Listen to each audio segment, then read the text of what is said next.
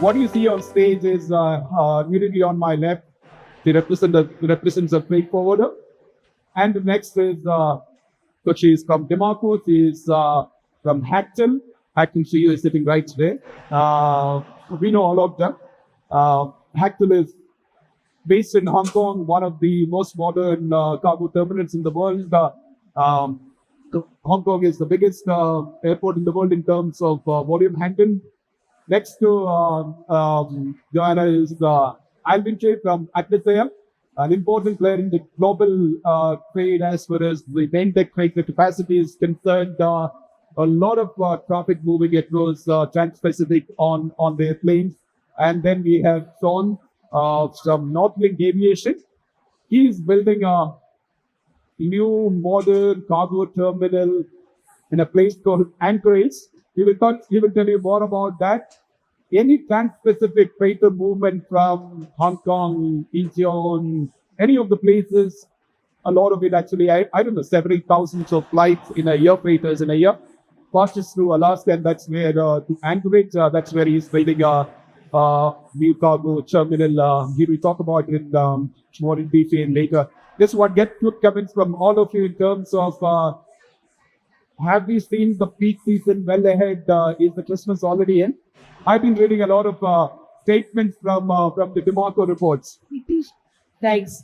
So, yeah, that's a good question because I think all of us sit here, we haven't seen any snow season this year, right?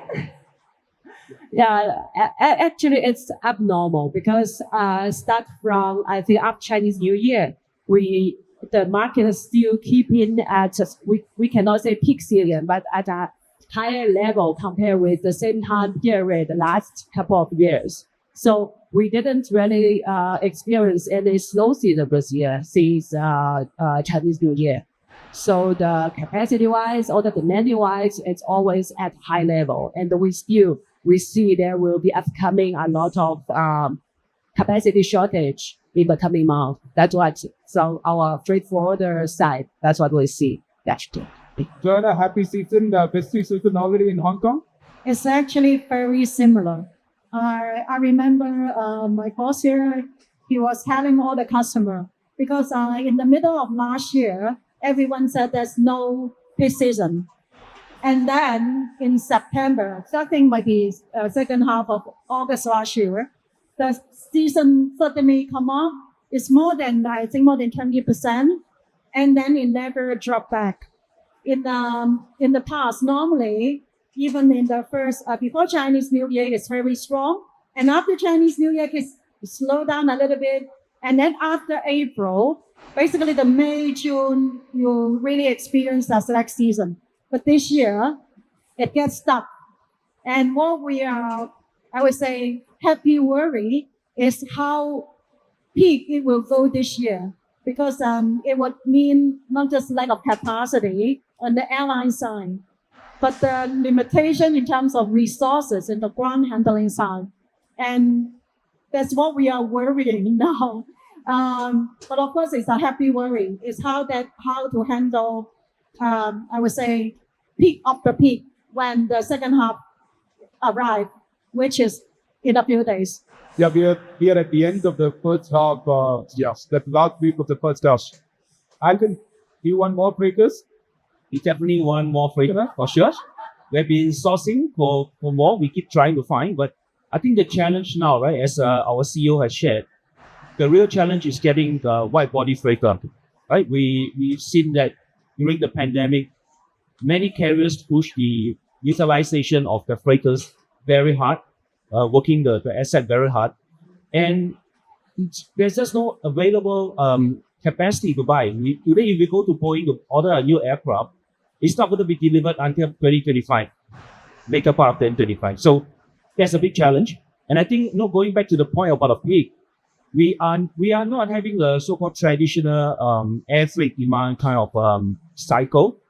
And a lot of this, well commented, is the demand from e-commerce. Yeah, they don't do the same traditional new product launches. This demand is every day. People are just buying online. And, a lot of these new players that come online now, they're just driving that demand for air freight. So we definitely hope to get more freighters for sure. Thanks. Yeah, I don't know whether there is somebody from Boeing, they must be listening to this, and there's a huge demand for wide body freighters. So whenever I hear about freighters and the weighted capacity, it actually opens up a series of questions on global supply chains and the challenges of global supply chains from OEMs like Airbus and Boeing. Probably A350 freighter and the 777-8 freighters need to come into market much earlier than what we are expecting. Sean, you're building a cargo terminal, and probably you will feel the pressure of huge amount of cargo coming in maybe in the year's time or 2 years time. Yeah, thank you. And thank you for the invitation to join this panel. Yeah, I think part of the reason, one of the key stories from last peak season was that, in early November, there was a huge snowstorm that negatively impacted Anchorage. And, the importance of Anchorage is that 90% of freighters going transpac land in Alaska and in Anchorage. And last year, when the snowstorm hit, there were a tremendous number of flights that were diverted throughout the region. And that was, tremendously disruptive. It's at the most important time for the industry. And that's, completely unacceptable. And it's a matter of just poor infrastructure, a lack of technology, that's being able to support people that work at the airport. So we're looking to address that. So no matter whatever next peak season brings, we want to ensure that our air carriers are well supported and can deliver for their customers. What is the timeline for your terminal? We will have operational hard stands in September of 2025, and our terminal fully operational by the end of 2026. Okay, the question for us is the trans-Pacific air cargo trade is the best way to come. When I was thinking about this topic was decided a month back. This was in relation to the 2019 demand and the pandemic that followed. I still believe that a lot of belly capacity is yet to come back to the market. A lot of Chinese airlines are not flying to US, and the US airlines are not flying into China, at least the belly capacity. What do you say in terms of demand of air freight? It's also, like you said about the weather conditions, there are certain things beyond your control. Even to that extent, the demand coming from consumers on the insatiable desire to order online, that's not something that's your control. Because you see the potential demand coming in, that's where you create solutions to address that market segment. Talk to us about the capacity versus the demand in the market today. Okay, so maybe from a carrier perspective, if you look at Trans-Pacific, the good thing is that traditionally, most of the airlift or the capacity is provided by a freighter. So even during the pandemic, we do not see a huge or really tight impact because we were able to fly the freighters or the transpac. So we see the big demand or the situation for like transatlantic, intra-Asia. So that is the part. And I think if you look at even the pandemic, really such a challenging operating environment, we were able to keep the supply chain going, selling important PPEs and all the important items. So the thing now with I think we talk about the tight capacity is that the retirement of wide body freighter will pick up. We've started seeing that in 2023. More freighters will be taken out. We have seen FedEx and UPS accelerating the retirement of MD-11s. So what will happen is that over the next 4 to 5 years, there's going to be much tighter capacity in terms of wide body. And for belly hold, it's not really coming back yet. If you look at transatlantic, it's back to pre-pandemic level. But for transpac, the Chinese carriers are still not there yet. And there's a big change in these travel patterns. They are also much better doing Zoom and Teams. So like our CFO is trying to keep our travel budget lower, right? You don't have to travel all the time, except for like a panel. So that has changed how many of the carriers, how they plan the network. There's a lot of leisure travel, but not so much for business. So I think that has changed the belly hold capacity as well. So in terms of what is available to you, right? We have more flights from Japan to Honolulu, for example, but that's not very useful for air freight. So that's a key reply. I mean, do you find any specific trade lines that very unusual in the last 6 7 months on the trans-Pacific? Well, we definitely see more activities going into South America, right? And Mexico. Mexico has become a very popular destination. You did mention about, of course, the people are going to be, I think, your people at the cargo terminal is going to be a challenge as you have more cargo to be handled. How are you preparing yourself for that big season, which is already in? Okay. Honestly, this is not the issue for this year. And basically, the government has already done something in Hong Kong in order to mitigate the issue.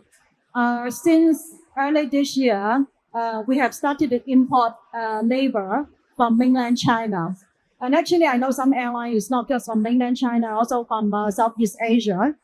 And as head told, the cargo terminal in Hong Kong, we also have our own numbers set up. We are also importing labor to support our operation. In August or September this year, we will actually have 300 import labor introduced into our operations. This would help to mitigate the issues of insufficient labor to support the operation.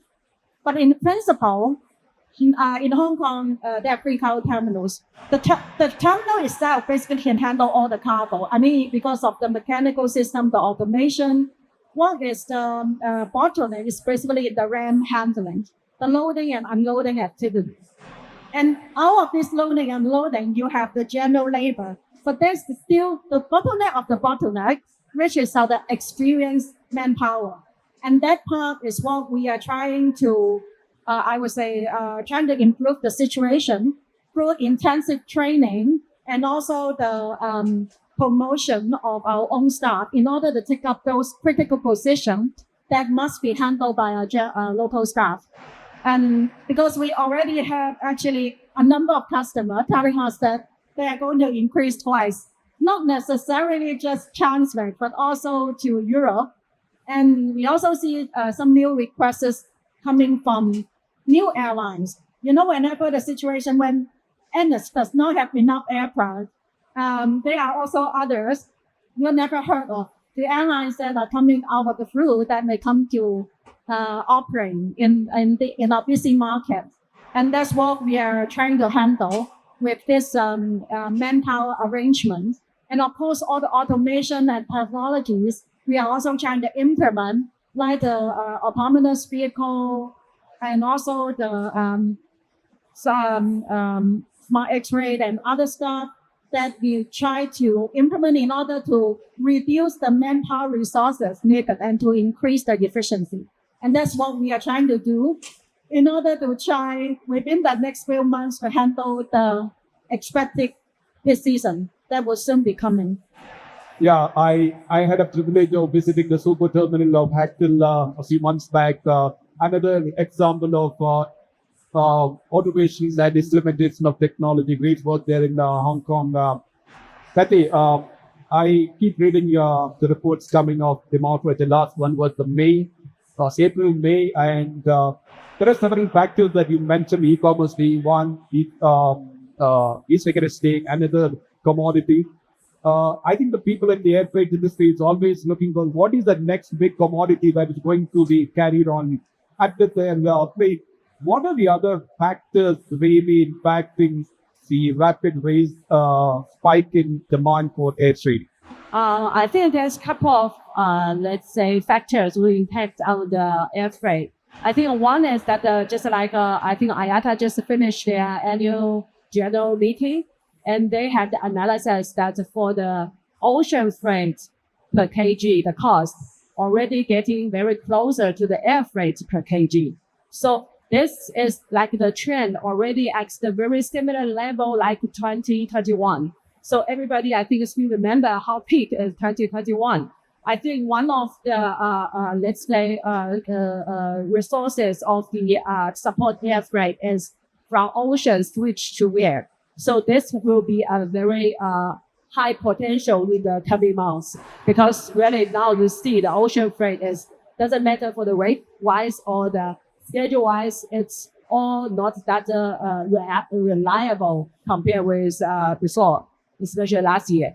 So we see this can be a big support to the air freight to increase the demand. And another for sure is still e-commerce, because the e-commerce continuously growing. If I remember correct, as per the report, last year for export from South China, already e-commerce already occupied 70% of the outbound. And for East China, like Shanghai, TVG, and it's occupied like 30%. It's actually very, let's say, high percentage. And what we see is it's still keep growing. So those are two factors. And then the third one is we still will see the new product launch for those, let's say, consumer electronics products. Those are normally the NPI shipment will be in place start from September. So that's why if we combine all those factors together, we will see, like Joanna said, we will see the peak of the peak in this Q4. Yeah. Now, as someone said that air freight doesn't control its own destiny, you basically take advantage of somebody else's crisis. So you have a Red Sea crisis and ocean freight moves into air freight. Others like airlines have created the product take advantage of. We were in Nairobi a few months back doing a flower and perishable conference, taking to somebody from Sweden. Perishables on container vessels, going back to Dubai and getting into a plane. So I'm saying that these are huge trends. I think the frequency at which such disruption happen is far too many. How do we take advantage of? Of course, we're taking advantage of. Do you see how do you evaluate situations like this on account of geopolitics? So the Red Sea crisis actually is on account of geopolitics. And one of the important topics that we discussed at the IATA AGM in Dubai was the geopolitical risk in the long term. How do you look at some of this, and where do we see opportunities and challenges for air freight industry? That's quite a question. Yeah. I think that the story of the modern economy is that there's going to be unexpected disruptions, whether those are geopolitical, health-related, whatever. And I think that that's why air cargo is so critically important. It's air cargo delivers high-value cargo to high-value markets in ways that nothing else can. And that's why it's so critical that everything operates as smoothly as possible. When the going gets tough, people rely on air cargo. And so, in a lot of, conferences like this one, you talk about the importance of digitalization. When you have disruption, where you have growth opportunities like we're seeing right now with e-commerce, the way that the industry can really respond to that, whatever the nature of the disruption, is to be more digitalized so we can be more efficient and we can squeeze more capacity out of existing assets and be more sustainable in the process. And I know I'm throwing a lot of buzzwords into my response, but I think that, whatever the nature of the crisis is, air cargo is often turned to as the solution. And, 2020 was the best example of that. The world was literally grinding to a halt, but there was a critical need for PPE, and who stepped up and provided that solution? It was air cargo. And so whatever the nature of the crisis is, air cargo is going to be there to respond to it. But that's why it's so critically important that the industry grow and evolve, and why digitalization is so important. I think the geopolitical risk in the medium to long term, how critical is that going to be for air freight industries? Now, maybe going back to that point as well, right? I think air freight is important. We look at what happened during the crisis, right? And really, it's like everyone coming together. You look at many of the combination carriers, the cargo team suddenly raised to prominence because they realized that, this is what keeps the global supply chain moving. So, of course, I think global or geopolitics will affect trade, air freight. So we believe in globalization, we believe in trade, and I believe air freight is very nimble and resilient. We'll always find a way to move around. And at the same time, I think for consumer and for well, for us, when we buy things, these things have to be moved. And we are providing a very essential part of that service. So going back to the point about air freight, right? We always used to say it carries 1% of global trade, but 30% of the value. But I think now, as Kathy was sharing, now we see more and more e-commerce. Maybe the value will come down a bit, and the percentage will go up. But again, air freight is not just, of course, e-commerce is now very prominent, but we continue to move other essential items, right? Can be perishable, can be pharmaceutical. We move concert equipment, right? You can make a guess. Recently, there was a Taylor Swift concert in Singapore. How many charter flights were needed to move up concert stuff, right? So these are things that I think air freight continue to play a very important role. Whatever is the global situation. Yeah, I'll come back to the e-commerce. I think e-commerce is really driving the volume of cargo in this year. I'll come back to that, and there are also challenges in terms of e-commerce and the changing business models on the e-commerce shipping as well as in the fulfillment side. But before that, there's going to be a new tariff to be implemented from August. Do you see as a freight forwarder, do you see a spike in those goods probably coming under tariff, and there is a kind of move to move goods before the tariff kicks in August?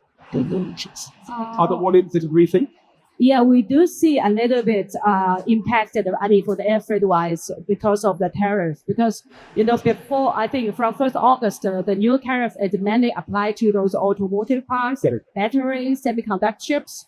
So we see a lot of, let's say, cargoes, especially for the automotive parts, start from end of May to beginning of June. Yeah, they are moving, I think, in order to arrive at the destination before 1st of August. That's what we see. But it's not that much because, now the base is more like e-commerce. So this kind of increase, maybe only 10%, 5%, it's not that much. Yeah. Joanna, do you sense anything? Is that something that probably I place that comes into your radar? Not really. I think in Hong Kong now as a ground handler, we are more at the back supporting the airline and indirectly to the freight forwarder. So on the ground handling side, we don't really feel it until the volume grows up or until a particular request is, if you see a whole charter of a particular product, something's happening. Otherwise, we don't really feel a major difference because of tariff, or at least at this moment.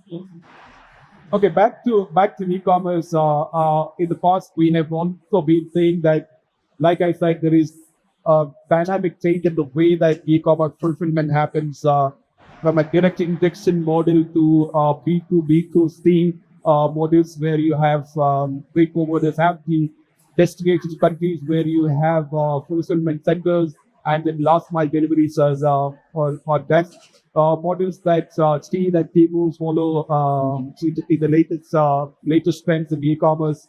What do you think, to all of you, what do you think the impact of the current challenge for the e-commerce shipments from Asia to the US, which are coming severely under the scrutiny of the US customs border checkpost?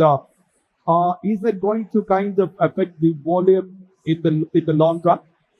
Maybe Alvin, you could. Maybe can take this first. So, for e-commerce, I think there are various ways of them clearing customers. So I think what is under scrutiny now is the Type 86, right? And I think what the US custom is doing is not putting a stop. They're saying the volume is so fast, right? They have like 2 million parcels coming in every day. How do we manage this? So they need the data. So what happened is that they suspended the brokerage licenses for a few auctions brokers for 3 months. And the whole idea is really just to make sure that give us more useful data, more accurate data. So I think that's not going to stop that flow from the perspective, and it's good because then they are able to get faster clearance. And again, when you look at all the different e-commerce players, they have different products, right? So someone like Shein, I think they will be able to provide the details very easily because that's their own product. everything is my own items, I can all be able to provide the details. Someone like Timu maybe is a bit tougher, right? Because it's like different platform. So I think that is also not similar in a way across the different platforms for all the sellers. Yeah, Shane follows a 1P model and TV follows a marketplace, which is a 3P model. So yeah, Sean, I'm sure that the e-commerce shipment, the team members, those that are coming into play, the whole conversation around e-commerce shipment and the scrutiny by the US customs, and also from the European Union. How serious is that going to be for in the long term for air trade as a volume play? Yeah, I mean, e-commerce is a key focus for Northlake. We see this as a huge growth opportunity.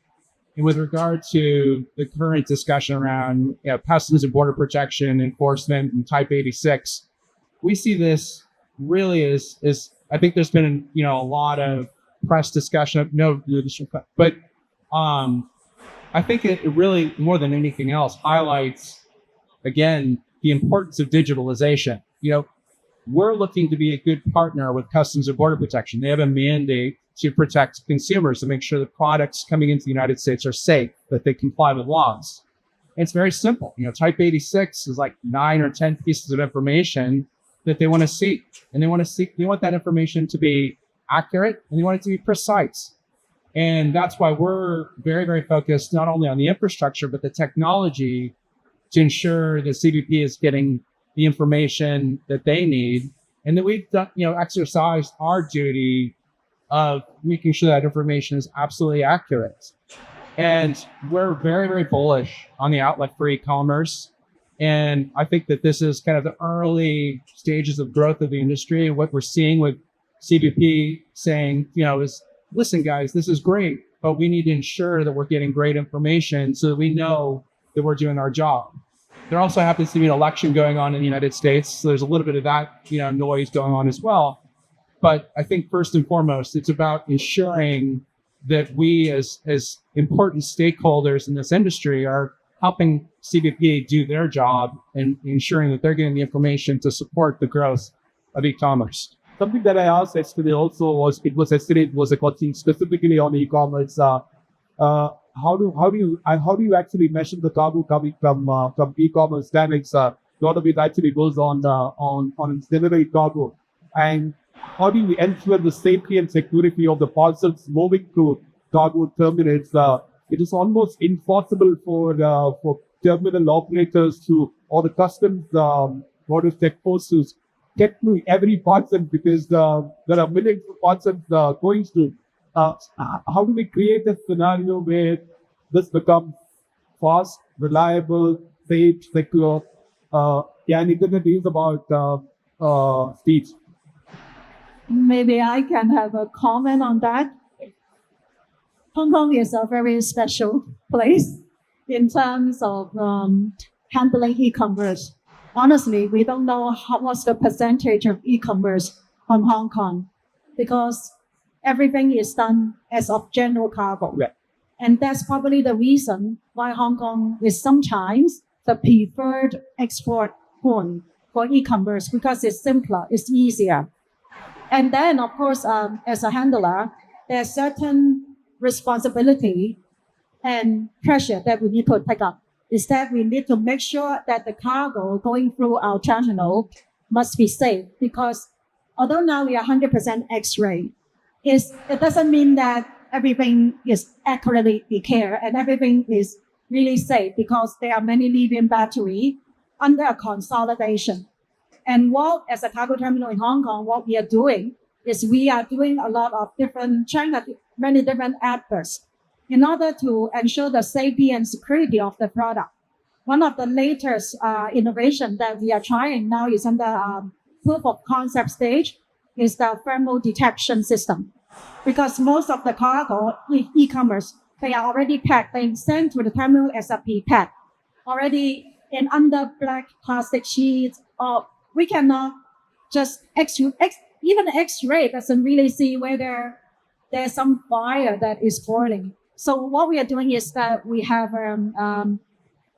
a project with a local company to try to have the whole dolly scanning and to identify a source of heat, which may cause harm to an aircraft when in case it's being low to the aircraft. This is honestly is not a short-term project because we realize it's more complicated, more expensive, and more difficult to implement than we believe in the beginning because of the efficiency required. Because every prepared unit coming through the terminal, it may only stay few hours. How do you utilize this short while to scan everything? Because at this moment, it takes, I can share that it's more than 30 seconds to scan one unit and identify a potential heat source that may become a fire in case it's low on the plane. How many units? We are handling thousands of BUP per day. How can we make this 30 seconds? And you can imagine your flight will be delayed. So these are some of the things that as a ground handler, in order to make sure that the cargo, the e-commerce cargo putting on the flight is safe, is that we need to think of different processes, different innovation methodologies in order to make sure that things go as effective, as efficient, and still do the job. And this is some of the things that, in case of e-commerce, we need to do the extra step in order to maintain our efficiency. Yeah, Kathy, maybe what are your customers demanding from you as a forwarder on the trans-Pacific, whether it is e-commerce or other critical sort of commodities being transported across trans-Pacific? What are the customers demanding? You mean service requirements or? Yeah, in terms of like in the challenges that you have, of course, capacity is not there. You have challenges of security, safety. What do they want? Normally they want everything. Customer always wants capacity, good service, short lead time, and low price. No point. Yeah, so they require everything. But for sure, we will reasonably manage it because we have arranged our different carrier strategy. Doesn't matter for charters or for block space from airlines. We will have different service standards to our customer, like a deferred, express, and standard. So 3 different levels, and then let our customer to choose whatever they like. And also for those high value, high risk cargos, and we will do some extra package to or extra security measurement in order to keep them in the safe hands. Yeah, and also let's talk about e-commerce. Actually, I know in China mainland is some area that we can be authorized by the customs or the airport authority to install the scanning machine in our warehouse, mounted warehouse. So we already can pre-scan all those e-commerce parcels. And then when we hand over to the terminal, and then it can save a lot of time for the ground handler to make scanning, this kind of thing. Yeah. So we are almost at the close of the hour. I want each one of you to have your closing remarks. John? So the subject of this panel is the best yet to come for Trans-Pacific Air Cargo, and I think my answer is definitively yes. Yes. I think that we're going to see more volume. We're going to see more flights. We're going to see every stakeholder in the industry more focused on digitalization and capturing the benefits of that. I think selfishly, as I said, 90% of the Transpac flights come through an airport that has pretty lacking infrastructure today. And when we address that and layer in technology and better service, I think that that's going to play a critical role in helping the industry continue to grow and also demonstrating more leadership and sustainability. One quick thing that we're focused on is making sure that all the de-icing fluid used in Anchorage, which represents 5% of the total for all the United States, gets recovered and recycled. These are important things that will help the entire industry improve its sustainability profile. But we're obviously very, very excited about the outlook. And you're going to play a significant role into making it such. Yes, indeed. Thank you. And I certainly echo that as well. I think we see a very positive shade coming for Transpac for sure. And I think another good thing to add, not just Trans-Pacific. If you look at intra-Asia or intra-Pacific, it's going to be interesting as well for the next few years with the China plus one, manufacturing strategy. So definitely the best is yet to come. And I think this year we talk about e-commerce. A lot of these players have locked up capacity, and the traditional general freight will continue to move. And I think this year is going to be really a pick of the pig, or going to be a very interesting year end for air freight. Joanna? Before I make my final remark, although I'm now speaking on behalf of ground handler, I have more than 13 years of working for a pure freighter operator. And I want to comment that in the whole supply chain, the ground handler may be a small pawn, but actually it's quite important for the customer airlines to discuss with us before just thinking about capacity. When you have the capacity, please also consider the service quality and the capability of the handler, because sometimes it may get stuck somewhere because of this point, not because of in the air. So I want to say that because in the past, as an airline, we always undermine the importance of the ground handling. But with things changing, with after COVID, when the resumption of all the flights, we realize the bottleneck become the ground handling, because many people left the industry. There's not enough people in the airport, especially working the ramp. This is not just Hong Kong. I think it's across the board. And we don't have new people joining the industry.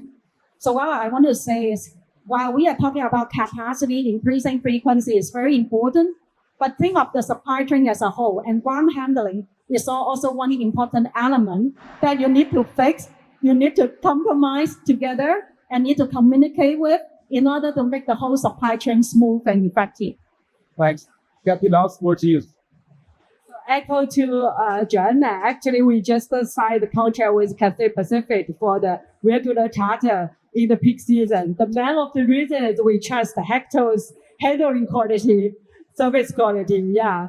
So my conclusion will be, like everybody already said, that it will be very peak for this Q4, and within the peak, suggest everyone to prepare your capacity in advance, and also communicate with the customers or the suppliers in advance to prepare or forecast your volume in advance. And then it will be easier for you to move cargo during the peak season. And also, please bear in mind, it's not means that you have very high volume, you can get support for the capacity. It actually will get more difficult. If you can, let's say, split your cargo into small quantities, it will be more easier and more helpful in the coming peak season to help you to move your cargo smoothly.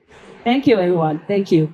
Yeah, I think I guess let the celebrations continue, peak season continue, but at the same time, be prepared for any disruptions. And I think building that resilient supply chain is really important.